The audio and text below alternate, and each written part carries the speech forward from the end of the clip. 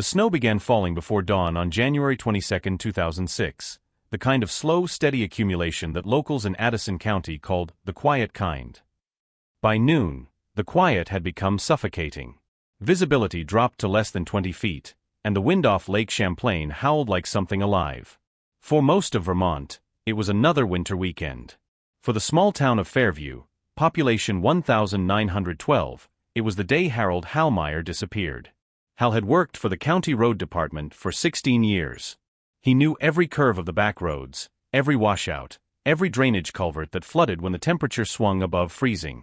He wasn't the kind of man people described as unlucky or reckless. He was meticulous, the sort of driver who checked tire chains twice and always carried a thermos of coffee strong enough to melt snow. His wife, Marlene, would later tell reporters that Hal loved storms. He said the plow made him feel useful, she'd explained. Like he was keeping the town alive while everyone else slept. At 6:12 p.m., Hal radioed dispatch from County Route 18, just north of Twin Pines Lake. "Visibility's rough," he said. "I'm pulling through the ridge now. Should be back in about an hour. We are very close to our goal of 1,000 subscribers, but I still need your support. Please don't forget to take a second and subscribe to my channel." It was his last transmission. When Hal didn't return by 8:30, his supervisor, Ed Lawson, assumed the plow had broken down. Equipment failure wasn't uncommon in blizzards this bad. The snow was coming down in thick, wet sheets, erasing landmarks and filling tire ruts within minutes. Dispatch tried raising him on the radio for 40 minutes. Static.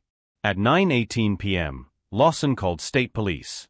The first search team arrived at 10:04 p.m., led by Trooper Diane Kershaw, a 6-year veteran who'd grown up in Fairview herself. "We figured he'd gone off the shoulder somewhere," she recalled later. "These roads twist through the woods, no guardrails, no lights. It happens." What no one expected was that Hal Meyer, along with his 12-ton International 2574 snowplow, had vanished without a trace. The plow's GPS tracker, an older model mounted beneath the dashboard, had been installed the previous summer to monitor fuel use. At 9:27 p.m., the device logged its final coordinates, 44.152 degrees north, 73.294 degrees west, the middle of Twin Pines Lake. That was impossible. Twin Pines was frozen solid, 24 inches of ice measured by the fishermen who drilled holes there every January. The nearest road stopped 80 yards from the lake's edge. Even if Hal had somehow driven across the shoreline, the snowpack would have made the approach nearly impassable.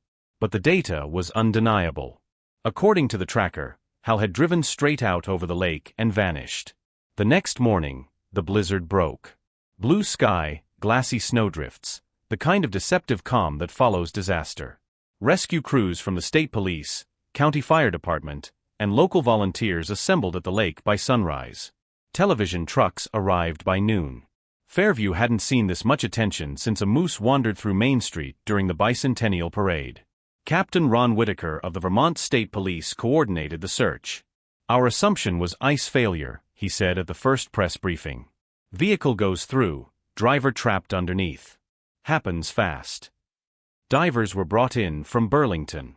They drilled through 3 feet of ice and lowered cameras into the black water below. They found nothing. No plow. No body. No broken ice shelf. The surface of Twin Pines Lake was pristine, a flawless expanse of white unmarred by tire tracks or sinkholes. For the next 3 days, crews expanded their search radius. Helicopters equipped with infrared sensors scanned the surrounding woods. They found a moose, 2 deer, and several empty hunting blinds, but no heat signatures matching a vehicle or human remains. Ground teams followed snowmobile trails deep into the forest. They found only wind-sculpted drifts and the occasional set of boot prints, all too old to matter. Marlene Meyer arrived at the command post every morning, clutching Hal's thermos. "He doesn't go anywhere without it," she told reporters. "If you find that, you'll find him." Her face, wind-burned and hollow-eyed, became the image of the tragedy splashed across every regional news broadcast. The phrase "the vanishing snowplow driver" appeared on television screens from Boston to Albany. By the end of the first week, the search effort shifted from rescue to recovery. "It's standard protocol," Captain Whitaker told the press. "After 7 days in sub-zero conditions, we're no longer expecting to find a survivor." But Fairview didn't accept that. People didn't just vanish here. Not in a town where every truck had chains, every hunter carried a radio, and every road was known by name rather than number. The theories began almost immediately. Some said Hal had staged his disappearance. That he'd been in debt, maybe running from something. Others whispered about the ice, how Twin Pines wasn't like other lakes, how it kept secrets. There were stories, old ones, about things seen moving under the surface in the spring thaw. Stories that usually came out after the third round at Heller's Tavern. But the sheriff's department dismissed folklore. They followed data.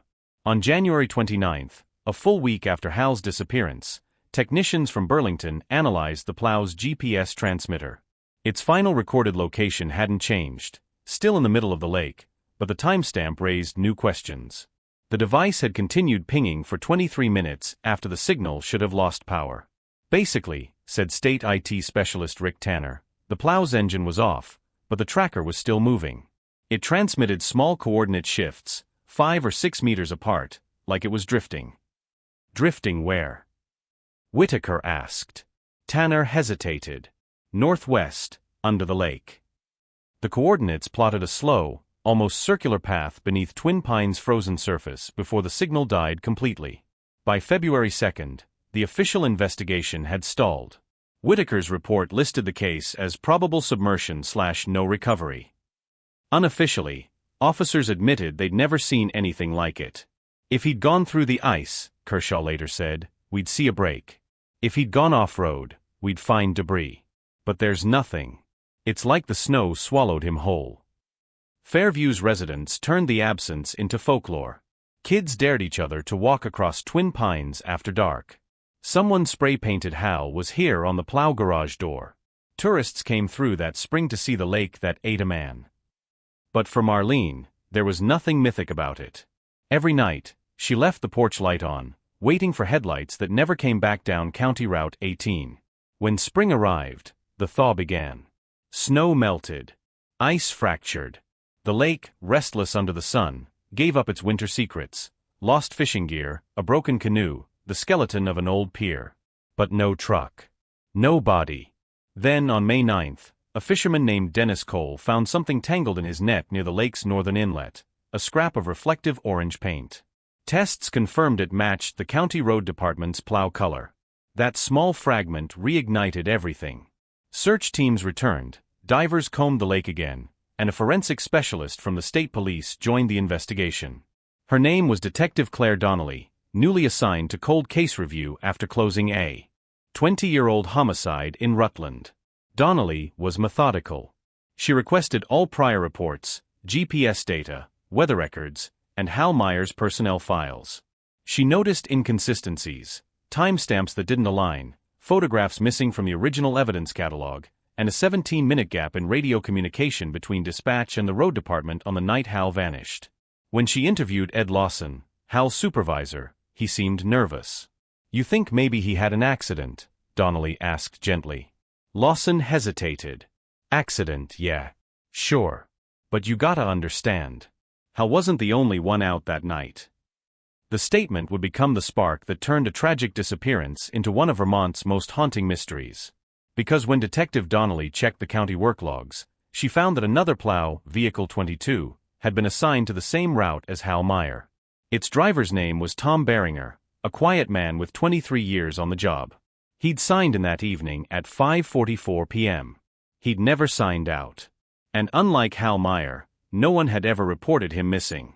Detective Claire Donnelly arrived at the Fairview County Road Department 2 days after the discovery of the orange paint fragment. The building looked like every other municipal garage she'd ever seen: corrugated steel, fluorescent lights, the smell of diesel and salt.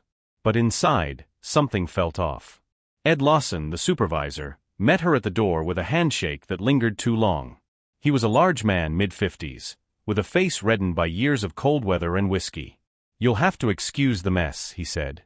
"We're short-staffed since, you know."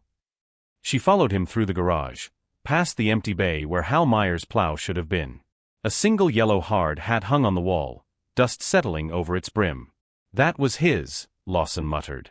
Donnelly set down her bag and flipped open the work log. She'd spent the drive from Burlington memorizing Hal's route data, timestamps, fuel logs, GPS tracks. Everything pointed to one impossibility. The plow had vanished into a frozen lake without leaving a hole. But what she hadn't expected was a second name. Tom Beringer, she read aloud. Lawson froze mid-step. Where'd you see that? Here. She tapped the logbook. Vehicle 22. Signed out at 5:44 p.m., same evening. Never signed back in. Lawson rubbed the back of his neck. That's not right. Tom wasn't even on schedule that night. Then why does his name appear in the log? He didn't answer. Donnelly watched him carefully. The silence stretched too long. Mr. Lawson, she said, lowering her voice, how many snowplows were deployed that night? 7 total. Yet in the records, there are 8 GPS trackers active between 6 and 9 p.m. He blinked. That can't be right. It is, she said. I checked with the State Fleet database. One of the GPS units was registered to a vehicle that doesn't officially exist. Lawson exhaled through his nose. I told the sheriff everything I knew back then. I'm not the sheriff. He looked up at her. Something flickered in his eyes, fear or guilt, maybe both. Tom wasn't supposed to be there, he said finally. After his accident, the county put him on leave. Said he wasn't fit to drive. What kind of accident? Lawson swallowed hard. You'll have to ask his sister.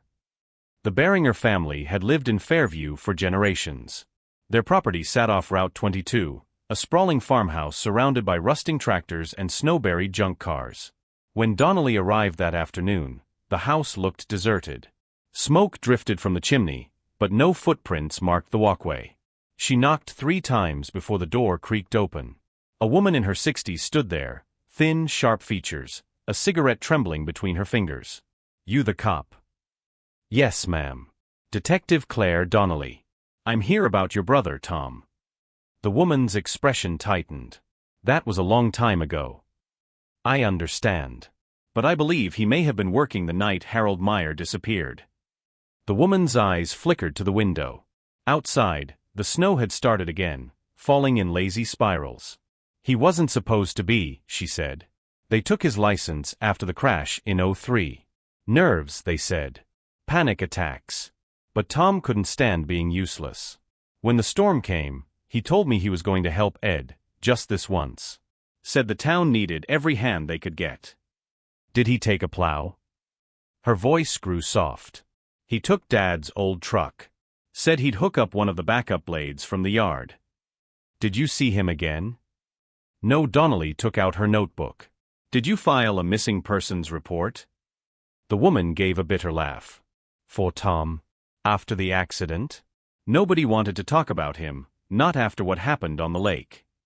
What happened? The woman looked her straight in the eye. He was there that night, detective. I don't care what the county says. He was out there with Hal. Back in her motel room that evening, Donnelly spread the evidence across the bed. 2 men, 2 plows, 1 storm. GPS data showing 1 signal, but maybe 2 trucks moving close enough that the trackers merged. She replayed Hal's last transmission again and again. I'm pulling through the ridge now. Should be back in about an hour. The timestamp, 6:12 p.m. And then buried in the dispatch archives, she found it, a second transmission from the same radio frequency at 6:14 p.m., 2 minutes later. It had been logged as background interference, static barely audible over the storm. But when she enhanced the recording through her laptop's waveform editor, a faint voice emerged beneath the static. A man's voice, low and strained. He's not supposed to be here, then silence. The next morning, Donnelly drove to Twin Pines Lake again. The spring thaw had melted most of the snow along the shore, exposing patches of brown ice and dark water near the inlet. Volunteers were packing up, convinced they'd searched everything. She walked out onto the frozen surface, careful to follow the safety markers. A gust of wind cut across the lake, carrying the smell of pine and diesel, faint but distinct. Something metallic glimmered under the ice near her boot. She crouched, brushing away snow. It was a fragment of aluminum, small enough to fit in her palm. Faint letters etched into the metal read, BRR 22. Her pulse quickened. It wasn't county issue. That night, Donnelly called Captain Whitaker. "We have a second driver," she said. "I read your report," Whitaker replied. "But if Beringer was involved, why didn't we find 2 sets of tracks?" "Because there was only one route," she said. "He followed Hal's plow so closely the trackers overlapped." Whitaker hesitated. "So what are you saying?" "I'm saying Hal didn't vanish alone." The line went quiet. "Then, you think one killed the other?" "I think something happened on that ice," she said. "Something neither of them planned." 2 days later, divers returned to Twin Pines with ground-penetrating sonar. Donnelly stood on the shore, watching as the submersible camera descended into the dark water. The live feed flickered, distorted by sediment and cold. Then the operator froze. "Wait, back it up." The image steadied. There, beneath the lakebed silt, was a shape. Long, angular, buried deep under layers of ice and sand. A plow blade. For the first time in 4 months, there was tangible evidence. The county finally approved a full-scale recovery. Heavy equipment was brought in. Divers worked in 12-hour shifts, chiseling through frozen sediment. On the 4th day, at a depth of 24 feet, they found the cabin of an international plow, or what remained of it.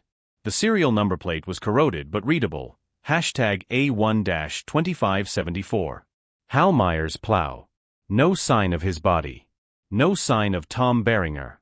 But the recovery team did find something wedged beneath the driver's seat. A plastic CB microphone, cord frayed, its switch jammed open. Inside the transmitter housing, engineers found an audio chip. Donnelly brought it to the state lab in Burlington for restoration. The sound file was less than 30 seconds long, distorted by static and ice interference. But 3 words were unmistakable: "He's still in the truck." It was enough to reopen the case. Donnelly began tracing every detail of both men's final hours. Phone records, credit card receipts, gas station cameras, anything that could place them together. Most leads were dead ends. Then she found a receipt from Heller's Tavern, time-stamped 4:57 p.m. the day of the storm. 2 beers. Paid in cash. Witnesses remembered seeing both men at the bar. "They were arguing," said the bartender, April Green. "Something about routes, I think." Ed Lawson tried to calm them down, but Hal stormed out first. Tom followed about 5 minutes later. "What were they arguing about?" Green shrugged. "I couldn't hear everything. But I remember Tom saying, 'You don't get to tell me where to plow anymore.'" The pattern was emerging. Donnelly mapped the data across the county grid. Both men assigned to Route 18. Both present at the same bar. Both vanished within the same hour. She called Marlene Meyer that evening. "Did Hal mention Tom Beringer before he disappeared?"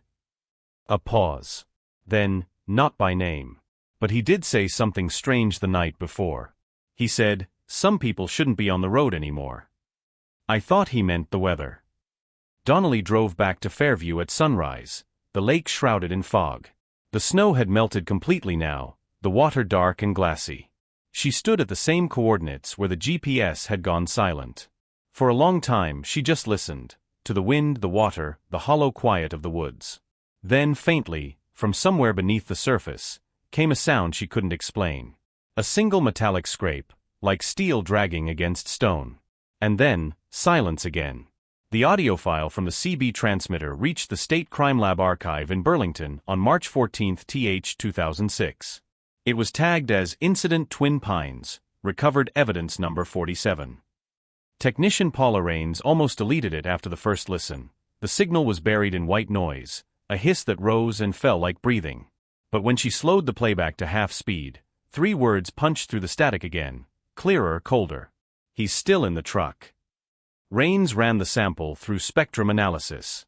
Behind the primary voice, male, mid-50s, probable smoker from vocal rasp, another frequency pulsed faintly, almost like a heartbeat.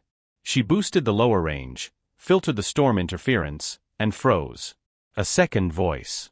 Higher, strained, whispering one syllable, barely audible, "Please." She didn't sleep that night. By morning, the Vermont State Police had forwarded the cleaned audio to Detective Claire Donnelly. She played it again inside her unmarked sedan overlooking Twin Pines Lake, the same place she'd stood 2 days earlier. The sound of "please" made the hair rise on her arms. Someone had been alive down there. At 10:30 a.m., Donnelly met Captain Whitaker in his office in Montpelier. He listened once, leaned back in his chair, and rubbed his temple. "You're telling me this came from the plow we just pulled out?" "Yes." "And you think that voice isn't Hal Meyer?" "I'm certain." Hal was 42. This man's older. Rougher tone. The second voice, probably younger, scared. Whitaker's jaw tightened. "Tom Beringer." "Or Ed Lawson," she said quietly. He glanced up. "The supervisor?" He was coordinating the search. "I know. But there's a 17-minute radio gap the night of the disappearance, during which Lawson's department radio was active but unlogged. That's enough time to be on the lake." Whitaker exhaled. "You're implying he was there when both men vanished?" "I'm implying someone was." The next step was reconstructing those 17 minutes. Donnelly requested dispatch recordings from the same window, 6:10 to 6:27 p.m. January 22 ND. Most of it was storm chatter, plow drivers checking in, wind reports, the occasional joke about frozen hydraulics. But at 6:18 p.m., a burst of feedback cut through the static, then a short, muffled shout. "Get off the ice," then nothing. She froze the waveform, aligned it against the CB sample. The shout came from the same frequency band, same background hiss, same faint pulse of engine hum. It wasn't interference. It was a distress call. When Donnelly confronted Lawson that evening, he was sitting alone in his office, staring at the framed photo of the road crew from 2002. Hal Meyer stood in the center, smiling, arm draped around Tom Beringer's shoulder. Lawson sat off to the side, unsmiling, hands in pockets. "You've been busy, detective," he muttered when she entered. She closed the door behind her. "I listened to the tapes again. You were on frequency 4 that night." He didn't look up. Everyone was. No. Only dispatch supervisors had access to 4. It was your private line. Lawson's knuckles whitened on the desk edge. Finally, he spoke. "You ever lose a man on your watch, detective? You ever have to tell his wife he's not coming home?" Hal Meyer's wife still doesn't know what happened. Neither does Tom's sister. You could change that. He gave a long, shaking sigh. "You think I meant for any of it to happen? Then tell me what did." His confession came in fragments, like memory fighting its way through ice. That night, the county had been short 2 drivers. Lawson had called Tom Beringer, unofficially. Tom wanted his job back. Lawson figured an extra plow couldn't hurt. "He begged me," Lawson said. Said he just needed one chance to prove he was steady again. When Hal found out, he was furious. "Tom's a hazard," Hal had said. They argued at Heller's Tavern until Hal stormed out, threatening to report the violation to the county board. Lawson followed them both by radio, monitoring their routes. When Hal's GPS stopped on the lake, Lawson panicked. He drove out there himself in his personal pickup, visibility near zero, wind screaming across the ice. He saw 2 sets of headlights ahead, then 1. By the time he reached the coordinates, only the taillights of Hal's plow glowed through the snow like dying embers. He never saw them again. "But you said on the radio," Donnelly began. "I was trying to warn him," Lawson interrupted, voice breaking. "The ice was cracking. I could hear it. I kept yelling, 'Get off the ice.' Then there was a sound, like the lake inhaled. Everything went dark. Why didn't you tell investigators?" He stared at the floor. "Because they would have asked why I let Tom drive." That night, Donnelly wrote her report but couldn't bring herself to file it. Something in Lawson's story didn't fit. If the ice had broken, the divers would have found a collapse. If both trucks sank, why only one plow beneath the sediment? At 2:14 a.m., unable to sleep, she reopened the GPS archive again. The drifting coordinates from Hal's tracker, those tiny shifts beneath the surface, had always bothered her.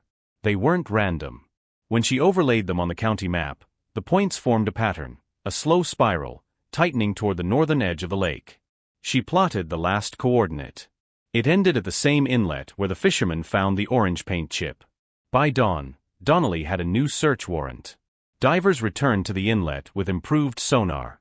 At 18 feet below the surface, the monitor lit up with a second shape, smaller than a plow, boxier, with what looked like a truck bed.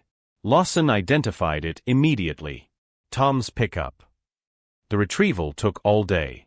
When the winch finally breached the surface, the crowd of onlookers gasped.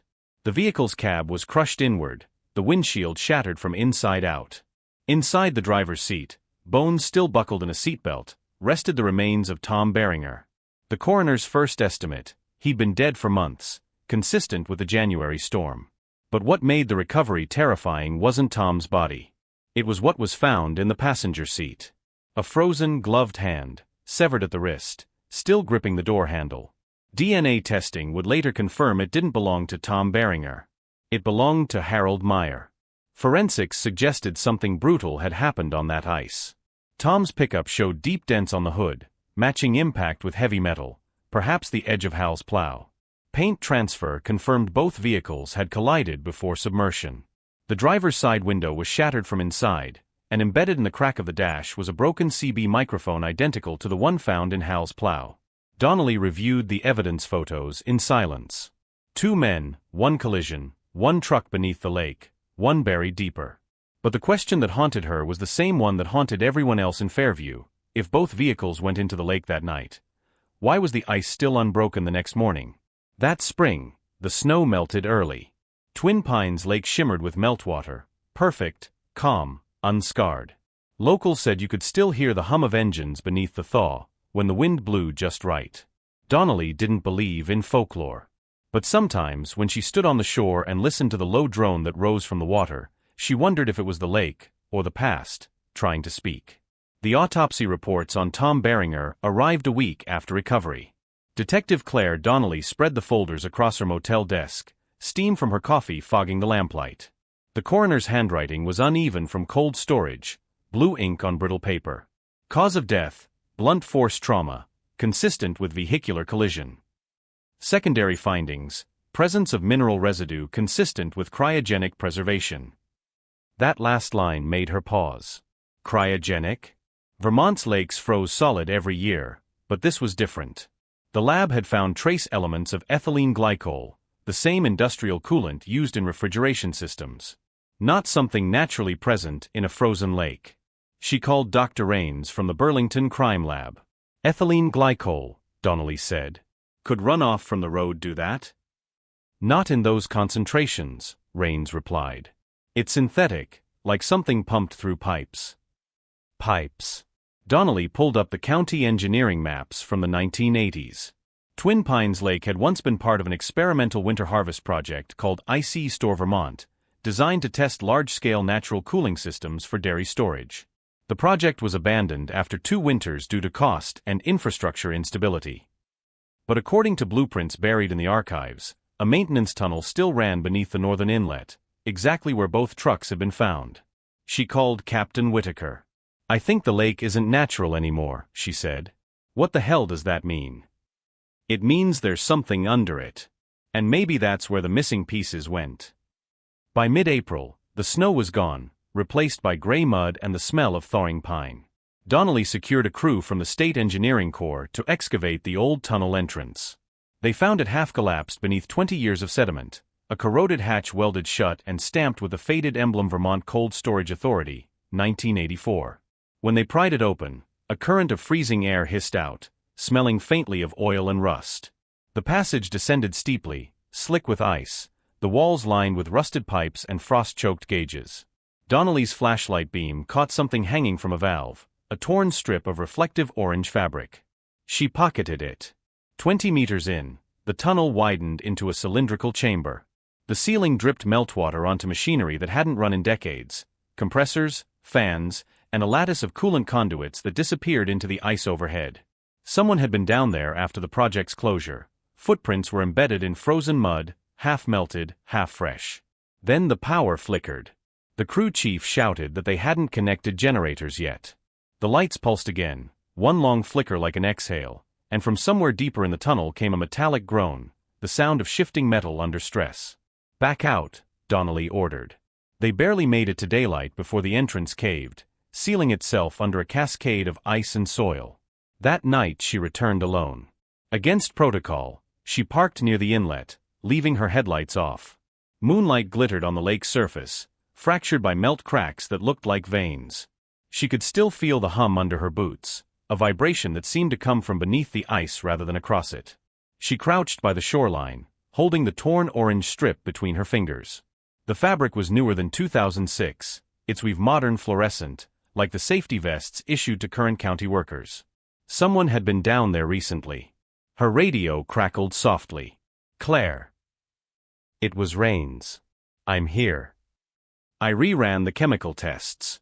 There's another compound in the residue, benzotriazole, used in corrosion inhibitors for coolant pipes. And something else, biological. Biological. DNA fragments. Human. Donnelly felt the lake wind turn colder. From who? Not Meyer. Not Beringer. Someone female. The next morning, she returned to the road department office. Ed Lawson looked worse than she'd ever seen him, eyes bloodshot, hands trembling. He'd clearly heard rumors about the tunnel. "You didn't tell me about ICE-STOR," she said. He stared at his desk. "I didn't think it mattered." "It matters if 2 men drowned because of it." He finally met her eyes. "You don't understand, detective. The lake was never meant to hold people, it was built to hold cold. They ran those compressors year-round back then, trying to store winter ice underground to cool the dairy plants in summer. When it failed, they just walked away. No decommission, no inspection. Pipes still run beneath half the county. Could someone access them now?" Lawson hesitated. "There's a service hatch under the north inlet. But it's not on any current maps." She nodded slowly. "I found it." He paled.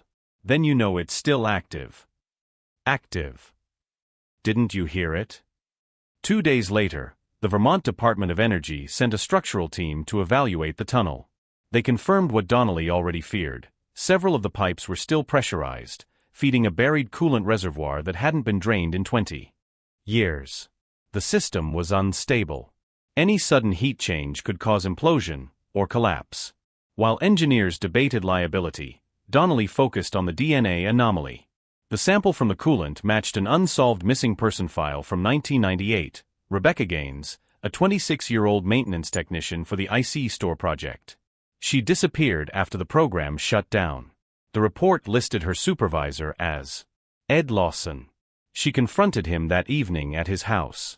He didn't answer the first 3 knocks. When she pushed the door open, she found him sitting at the kitchen table, a half-empty bottle beside him, staring at a framed photo of the old facility team. Rebecca Gaines stood front row center, wearing a parka with the same orange strip of reflective fabric sewn across the chest. "I told them to seal it," Lawson whispered. "They said it was stable." Rebecca went in to check the pressure valves one night. She never came out. "You buried it." "I tried to save her."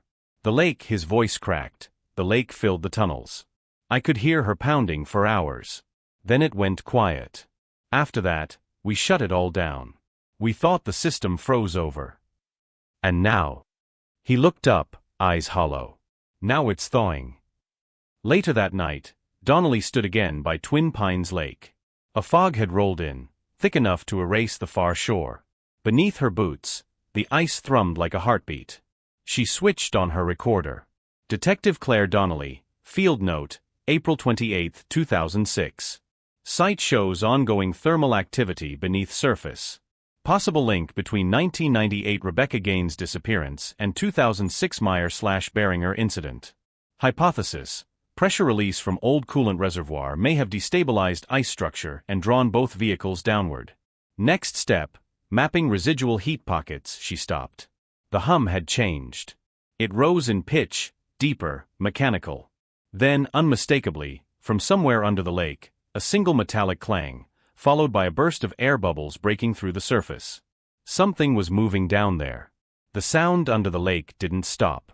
It pulsed in intervals, clang, pause, hiss, like a dying machine still trying to breathe.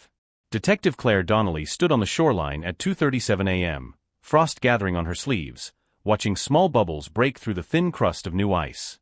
By sunrise, the Department of Energy crew had returned. They brought seismic scanners, thermal sensors, and an air compressor meant for draining old industrial reservoirs. Donnelly stood beside the lead engineer, Dr. Lionel Hauer, as they lowered the first probe through a drilled borehole. "Temperature's dropping fast," he said, watching the readout. -27 at 6 meters, then wait, the digital graph spiked violently upward. "Jumped to +3 Celsius at 9 meters, Hauer said in disbelief. "That's liquid water down there. Something's heating it from below." Donnelly frowned. Heat source. Could be decomposing chemicals. Could be electrical. He hesitated. Or something still running. When the camera feed stabilized, the image was murky but unmistakable, metallic beams, pipes twisted under pressure, and in the center, a circular bulkhead door half buried in ice. Etched across its surface, faint but visible, were the words, "Cold Storage Sector 3, Access Restricted." Donnelly felt her stomach tighten. "Open it," she said. "You don't understand," Hauer protested. "If that reservoir's still charged, the pressure difference could open it." He nodded reluctantly. The team began drilling through the surrounding ice. The first borehole erupted in a plume of steam. The air that escaped smelled of ammonia and metal, a chemical rot that burned the throat. Then the door shifted. The submersible camera slipped through the breach. For a long moment, there was only darkness. Then the lights caught something pale suspended in the water, a shape, human-sized, frozen mid-motion. At first, they thought it was debris. Then the camera focused. It was a woman. Her hair drifted like strands of seaweed. Her parka's reflective strip, orange and silver, shone against the floodlight. Her face was untouched, serene, eyes half open as if she'd been waiting for someone. Rebecca Gaines. The missing technician from 1998, perfectly preserved in the cold. But something about the scene was wrong. Her hands were pressed flat against the glass window of the bulkhead, palms outward, as though she died trying to get out. And behind her, just visible through the frost, another figure floated deeper in the darkness. Taller. Broad-shouldered. Donnelly leaned closer to the monitor. "That's not possible." The second body wore an orange safety vest, the same model issued to current county maintenance staff. Not from 1998. Recent. The recovery took 2 days. Engineers pumped out thousands of gallons of coolant and melted ice, working in shifts. When they finally retrieved both bodies, the discovery hit every major Vermont news outlet by evening. Second woman found in lake storage vault, new victim in Fairview case. But the DNA analysis stunned everyone. The first body was confirmed as Rebecca Gaines, age 26, deceased 1998. The second, however, belonged to Cheryl Lawson, Ed Lawson's daughter. Donnelly confronted Ed at his home. He didn't resist. He just looked tired, as if the weight of the past decades had finally broken his spine. "When did she go missing?" Donnelly asked. "She didn't," he said quietly. "She worked nights at the department. She was supposed to check the storm gauges the week after the recovery. I thought she'd gone to stay with her mother in Burlington." "She didn't," Donnelly said. "We found her under the lake." Lawson's face drained of color. He sank into a chair, hands trembling. "That's not possible. She was at the site after you left, the night it collapsed. She said she heard something moving down there, like voices in the pipes." His eyes met Donnelly's. She went back to listen. Later that evening, Donnelly sat in her car by Twin Pines, listening to the wind scrape across the ice. The case was collapsing under its own weight. 2 men vanished in 2006. 1 woman buried since 1998. Another, alive 3 weeks ago, now frozen in the same vault.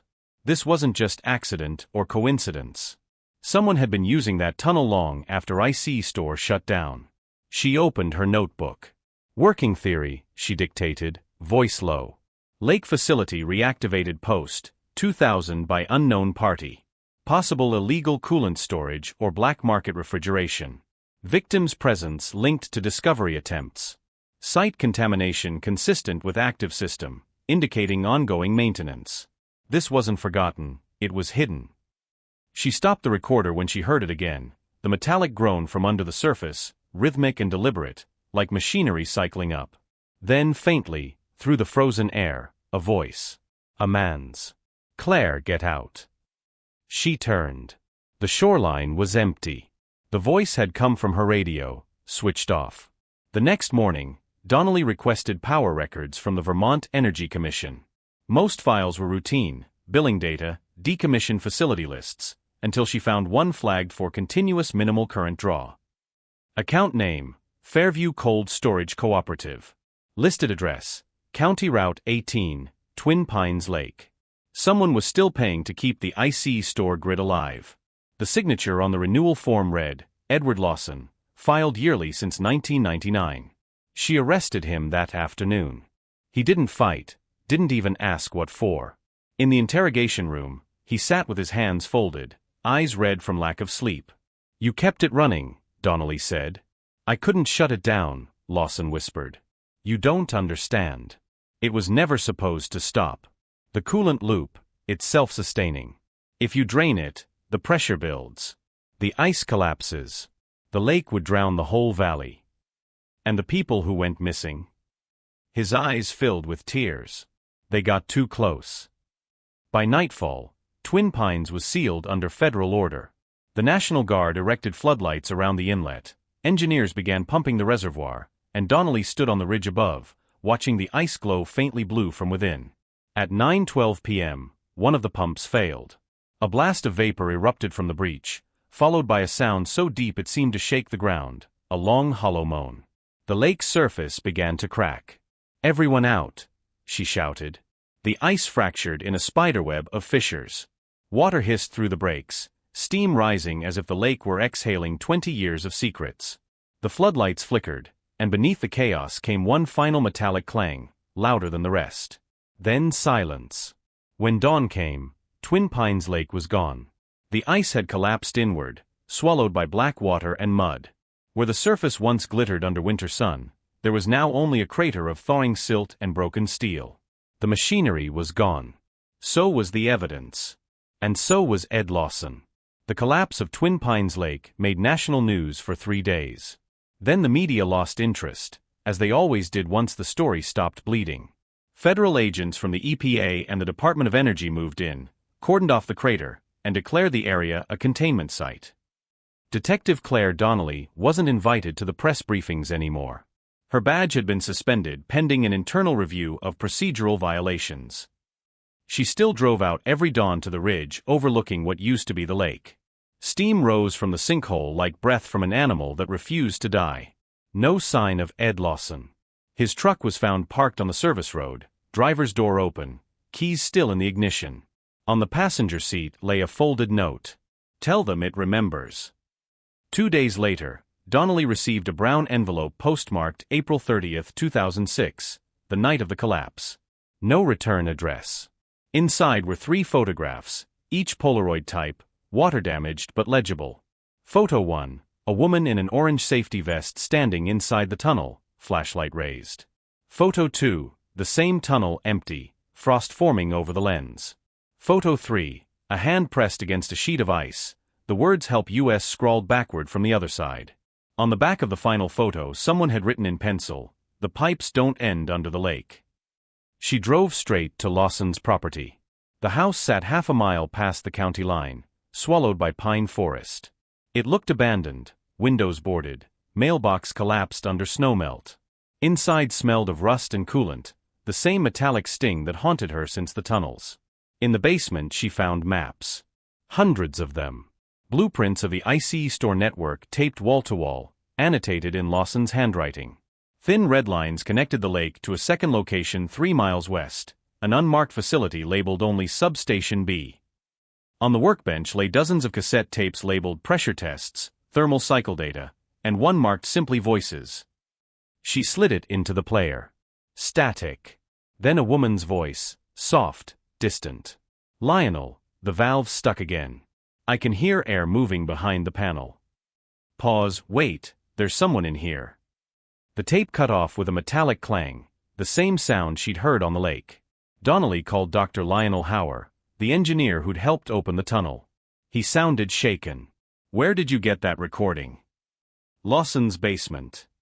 "Then you don't know." "Know what?" Substation B isn't just another storage chamber. It's the intake hub. It draws groundwater through a filtration array before freezing it. If that system reactivated after the collapse, the whole valley could be circulating contaminated coolant. "Could that explain the heat we detected?" she asked. "Heat," he repeated. "Claire, that wasn't heat. That was energy discharge. Something's running down there." She reached the site that evening. The road to Substation B was little more than a rutted trail leading into marshland. At sunset the air turned copper-orange, mist curling between trees like smoke. What remained of the substation was a concrete mound half-sunk in mud, a steel door hanging from twisted hinges. Her flashlight beam caught warning stencils almost erased by time. "Thermal exchange unit. Authorized personnel only inside." The air was warm, too warm. Condensation dripped from the ceiling. Somewhere deeper, machinery thrummed faintly, as if a generator were pulsing beneath the floor. She followed the sound through a corridor lined with frost-coated pipes until she reached a control panel flickering weakly. A single analog gauge still functioned, its needle vibrating against the red zone. Beneath it, in dried marker, "Don't turn off the cold." Donnelly touched the panel. It vibrated like a heartbeat. A low moan rose from the pipes, a rush of air followed by what sounded unmistakably like a sigh. She stepped back, breath clouding. Through a cracked observation window, faint blue light glowed from a lower chamber.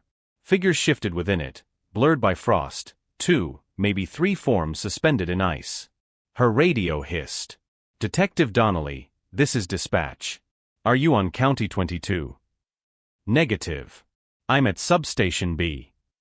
Get out of there. We're reading seismic activity, pressure building under your coordinates." Before she could respond, the floor shuddered. Steam burst from a ruptured pipe. The glow intensified until the walls themselves seemed to pulse. Somewhere below, the mechanical heartbeat accelerated into a roar. Then, silence. The lights died. In the dark, she heard dripping water. And from beneath it, a whisper, soft female, close enough that it felt like breath on her ear. "It remembers you too." When she woke, she was outside. Dawn breaking, birdsong over the wreckage. The substation had collapsed inward overnight, swallowed by mud and melting frost. Her radio crackled faintly with a voice she didn't recognize. Containment achieved. Do not re-enter site. No agency name. No call sign. She looked down at her hand. Her palm was stained with a fine film of blue frost that didn't melt in the sun. Back in Burlington, Donnelly filed her report, heavily redacted by federal order before it ever reached the state archive.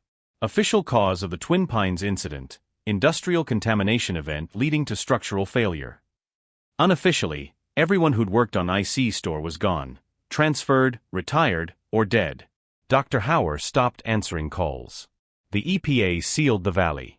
Fairview faded from the news. But sometimes, on clear winter nights, locals claimed to see pale light flickering over the new marshland where the lake once lay, like headlights moving slowly in circles beneath the ice that wasn't there anymore. 3 months after the Twin Pines collapse, Claire Donnelly was reinstated quietly, without ceremony. No apology, no explanation. Her badge arrived by mail, folded inside a manila envelope stamped "property returned." No one at the department mentioned the case again. By then, Fairview had changed. The county drained what remained of the crater and seeded it with alder and willow, calling it Twin Pines Wetland Restoration. Federal trucks came and went under cover of night. Locals whispered about radiation, government testing, even alien experiments. But Donnelly knew the truth, or at least the version of it that let her sleep: a forgotten experiment, a cascade of small lies, and a lake that refused to stay buried. Then one morning in early October, a package arrived at her door. No return address. No postage marks. Just her name printed in block letters: Detective Claire Donnelly.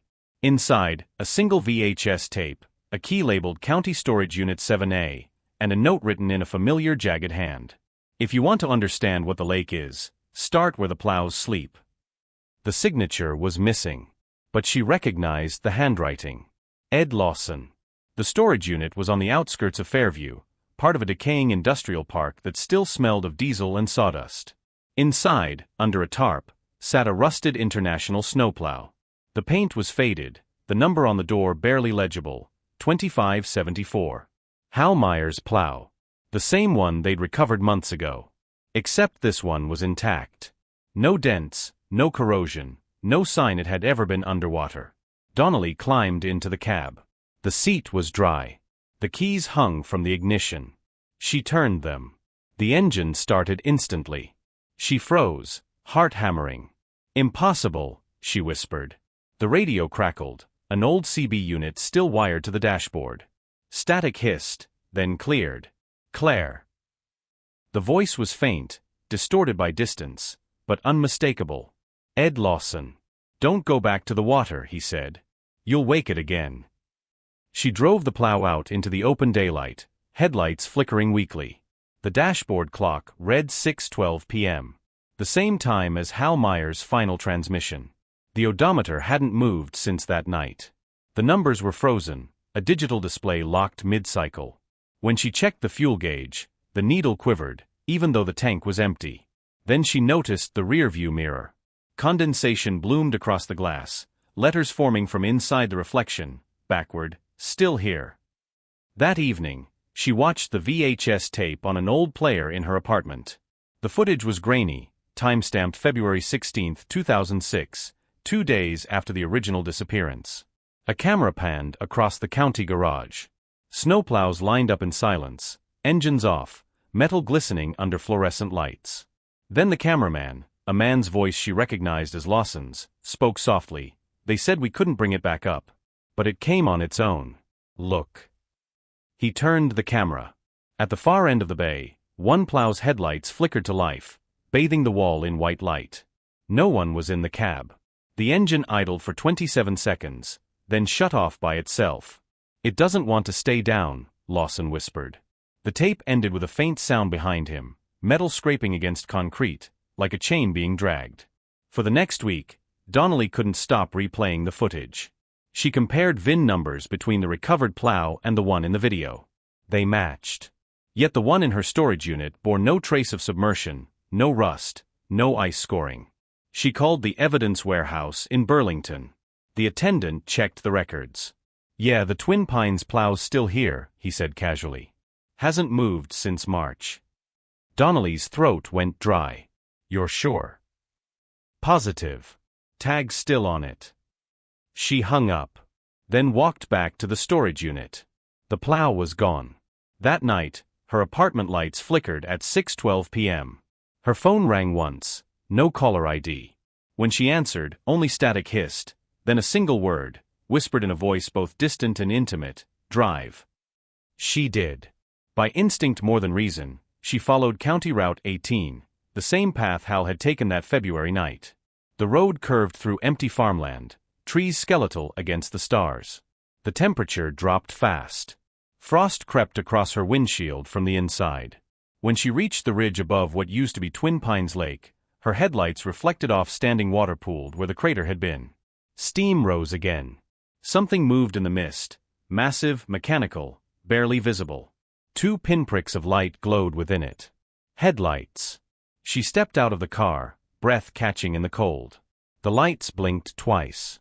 Then a sound rolled across the valley, the low rhythmic growl of a diesel engine turning over in the distance. The next morning, county workers reported fresh tire tracks on the frozen mud where the lake had collapsed. Heavy, deep tread marks consistent with a snowplow. They led halfway across the basin. Then stopped. No exit. No footprints. Just an empty keyring lying in the mud, the tag stamped, number 2574, Hal M. The human mind explains terror with physics first. That's what Claire Donnelly told herself when she drove back to the basin at sunrise. Science first. Always science. The tire ruts were still there, 2 perfect trenches pressed into frozen mud, curving toward the center of the crater. They ended abruptly, like a story ripped mid-sentence. Her boots crunched over ice crystals that hadn't existed the night before. Every exhale smoked into the air and froze as glitter. At 6:12 a.m., 12 hours after the headlights, her wristwatch stopped. By mid-morning she was at the state police garage, staring at the official plow still stored under evidence lock. It looked wrong. Too new. The odometer read 0. The VIN tag, once scratched by corrosion, now smooth as if recast. She called the evidence clerk. "When was this last checked?" He flipped through a clipboard. "Never. Not since March." "You didn't move it? Didn't clean it?" He looked confused. "Detective, there's never been a plow here. You must have the wrong case number." She turned back. The bay was empty. The smell of diesel lingered, faint and wet, like breath. That night she began hearing engines in her apartment building. Low rumbles rising through the floorboards at exactly 6:12 p.m. She timed it. 27 seconds. The same length as the VHS footage. Neighbors heard nothing. On the fourth night, frost bloomed on her window in geometric spirals that resembled tire treads. At their center, two small circles, perfectly spaced. Headlights. She drove to Burlington to confront the only person left who might know more, Dr. Lionel Hauer. He answered the door wearing a bathrobe and fear. The once tidy engineer now looked hunted. "You shouldn't have come," he whispered. "The project wasn't refrigeration, Claire. It was containment." "For what?" He poured whiskey into a coffee mug, hands shaking. 1983. "We drilled deeper than planned. Hit a cavity under the lake, self-sealing ice, unlike anything in the core samples. It emitted low-frequency resonance. 12 hertz exactly. Human heartbeat range. We thought it was geological, but then equipment started responding. Motors turning on without current. Metal vibrating in rhythm. Resonance. More like imitation. The machines began copying us." He led her into his study. Blueprints covered the walls, ICE-STOR schematics overlaid with hand-drawn waveforms. In the center, a cassette recorder clicked on by itself. Audio transcript number 47, male voice, Hauer, pressure rising in the lower chamber. Female voice, gains its humming again. Male voice, turn off main power. Pause, mechanical grinding. Male voice 2, Lawson, it's not drawing current, it's feeding back. Static. Then a deep metallic voice, not human, syllables stretched through distortion. We remember the cold. The tape snapped. Donnelly felt her stomach twist. "Hal Meyer's truck," she said slowly. The timestamp on his last transmission, 6:12. Could that frequency trigger the same reaction? Hauer nodded miserably. The plows were equipped with inductive heating systems.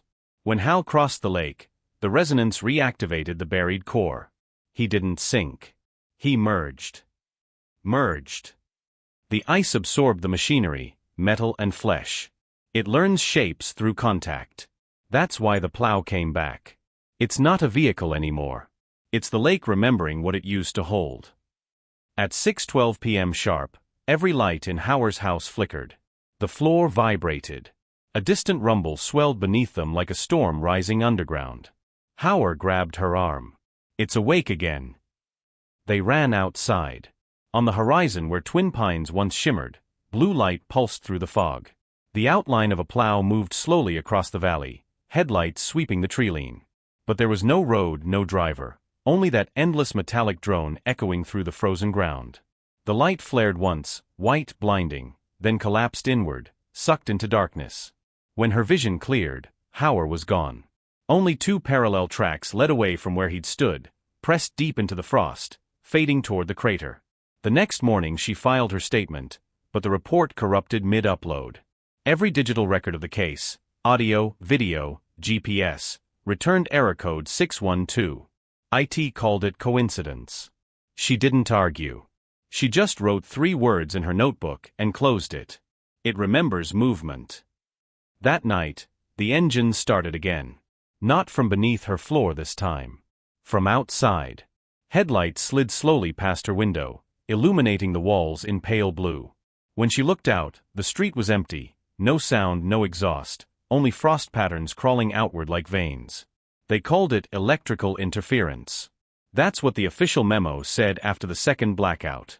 But Claire Donnelly knew the truth. Every time the town lost power, it was 6:12 on the dot. Not 6:11. Not 6:13. Always. Fairview had become a ghost town by autumn 2006. The government fenced off the basin under the guise of environmental remediation. Hazmat trucks came and went. Locals left. But the sound, the low grinding rhythm of engines turning over underground, never stopped. On clear nights, it carried through the hills like a buried heartbeat. Donnelly stayed. Officially, she was assigned to liaison duty. Unofficially, she was watching the crater. Waiting. Every night, 6:12 p.m. sharp, her wristwatch would stall. And every night, just before the second hand froze, she felt it, the faint vibration through the soles of her boots, like standing on a distant highway where something massive was passing by. The first incident happened November 3rd. A wildlife camera positioned near the basin captured movement at dusk, a tall angular figure made of twisted steel and frost, lumbering across the floodplain. Infrared showed temperatures dropping 30 degrees wherever it stepped. Each print in the mud froze solid crystalline, shaped like a tire tread. The file corrupted halfway through playback, overwritten by an audio tone measured at 6.12 Hz. The scientists called back in under federal contract called it frequency imprinting. The lake's collapse had left behind an acoustic chamber under the basin. Something down there was still resonating, reflecting signals that interfered with electronics, and increasingly with living tissue. People reported migraines, nosebleeds, and flashes of light at the edge of their vision whenever the pulse hit. A deer carcass found near the fence line had metallic residue inside its veins. The body temperature, -10 degrees. When Donnelly finally convinced one of the engineers to let her into the restricted site, she saw what they were hiding. The crater wasn't empty anymore. Something was growing. Pillars of ice arranged in concentric rings, each taller than the last, like vertebrae forming a spine. Within the central pool, frozen shapes bulged against the surface, tires, hands, faces, all caught mid-motion, as though the lake had inhaled the world and never exhaled. Dr. Mark Devereaux, the site lead, followed her gaze. "It's pattern replication," he said quietly. "Everything mechanical that touches the water starts echoing." Echoing what? He hesitated. The plow. The human operator. The lake is learning. That night, Donnelly's phone rang again. Static first, then the voice, low, ragged, male. "It remembers you." She hung up, trembling. When she looked out the window, frost traced words across the glass. "Where you stood." She grabbed her jacket and drove to the old county garage. The doors were gone, twisted off their hinges as though pulled outward from inside. Inside, the walls were coated in thin ice. The plow bays stood empty, except one. Hal Meyer's plow sat in the far corner. But this time, it wasn't silent. The engine idled, slow and steady. The driver's seat was empty. Steam curled from the vents, carrying a smell of iron and ozone. She circled it, flashlight trembling. The metal wasn't rusted, it was breathing. Panels flexed gently as if expanding with each hum of the engine. Then faintly, through the open cab window, came a sound she hadn't heard in months. Route clear. Heavy snow by the lake, 6:12, Hal Meyer's voice. Recorded? No, it was responding to her presence, replaying memory through machine. She reached for the radio mic on the dash. The moment her fingers brushed it, her watch stopped. Everything froze, air, breath, sound. For an instant, the entire world held its inhale. Then from somewhere outside the garage, came the deafening roar of engines. Dozens of them. Snowplows, graders, bulldozers, all invisible, circling the building. Light poured through the windows, blue-white beams sweeping past like eyes. The plow in front of her turned its wheels by itself, tires creaking against ice. Metal groaned. A voice came over the static, half Hal's, half something deeper. "We drive the cold. We remember the road." The headlights flared. She ran. Outside, the ground shuddered. Snow erupted from the basin miles away like a geyser. Blue light pulsed beneath the surface, expanding outward in rings that cracked the earth. Every 6.12 seconds, the pulse hit, strong enough to rattle windows across Fairview. By dawn, the phenomenon stopped. The basin was calm again. The snowplow and the garage were gone. Only her footprints remained, half-frozen, leading to nowhere. 3 weeks later, the federal evacuation order became permanent. Fairview was erased from state maps, absorbed into Environmental Recovery Zone 47. All residents relocated. All records sealed. But sometimes, along the empty stretch of County Route 18, truckers still report headlights in their mirrors at 6:12 p.m. A plow driving behind them with no driver visible. No sound except the low hum of machinery, and the faint hiss of something whispering through the CB frequency, clear roads ahead. Claire Donnelly came back to Fairview in December. The snow had returned, soft and silent, burying the last visible ruins beneath a white that pretended to be peace. The official barricades were gone now, twisted chain link half buried. In drifts. Only the wind moved across the empty basin. 6 months since the 6/12 event. 3 since the final evacuation. And still, when she closed her eyes, she could hear it, the slow churn of unseen gears under ice, the steady rhythm of engines running in the dark. She told herself this was closure. One last look before winter erased everything. But she brought a recorder, a flashlight, and her service pistol. Closure never required that much preparation. The access road was gone. She followed it anyway, guided by muscle memory and the faint scar of flattened snow leading downhill. The basin was now a crater of glass.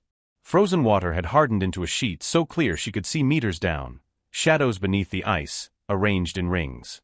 Her breath fogged the air. The sound of her boots echoed longer than it should have. The valley was empty, yet the sound persisted, bouncing back from nowhere. At 6:11, her watch ticked once. At 6:12, it stopped. The first crack in the ice came from beneath her.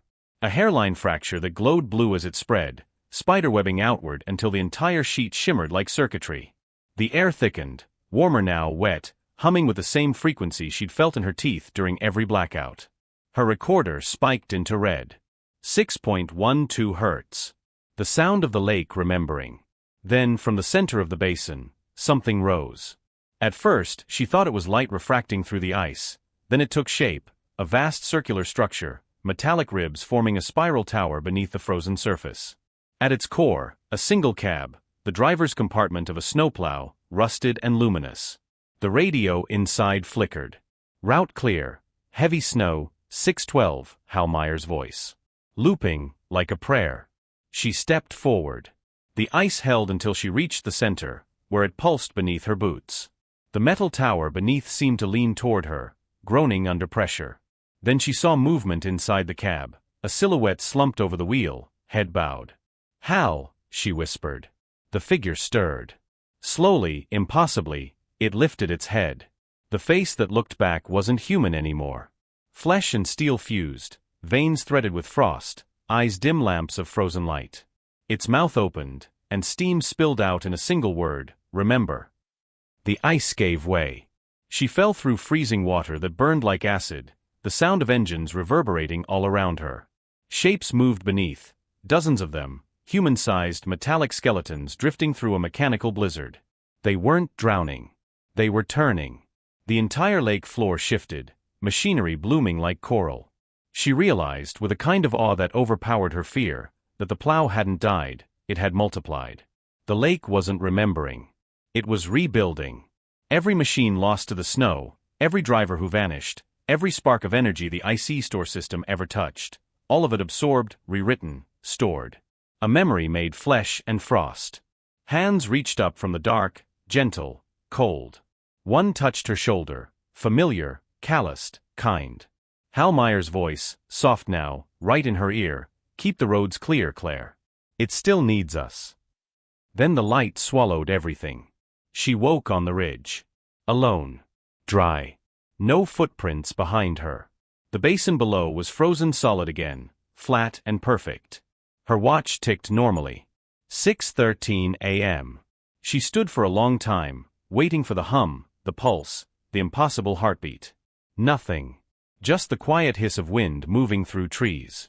When she turned to leave, she noticed something embedded in the snow beside her boot. A metal tag, stamped and polished clean. Number 2574, Hal M. She picked it up. It was warm. Postscript: the Vermont State Police officially closed the Fairview case in 2007. Cause of death for missing county worker Hal Meyer, undetermined. Detective Claire Donnelly resigned from service 2 months later. She now lives off-grid in northern Maine. Neighbors say she keeps a plow truck in her shed, though she's never used it. They say every winter evening, around the same time, she walks to the frozen lake behind her cabin and listens. And if the wind is right, and the temperature falls low enough, they swear they can hear the faint sound of an engine idling beneath the ice, waiting for the road to clear. We are very close to our goal of 1,000 subscribers, but I still need your support. Please don't forget to take a second and subscribe to my channel.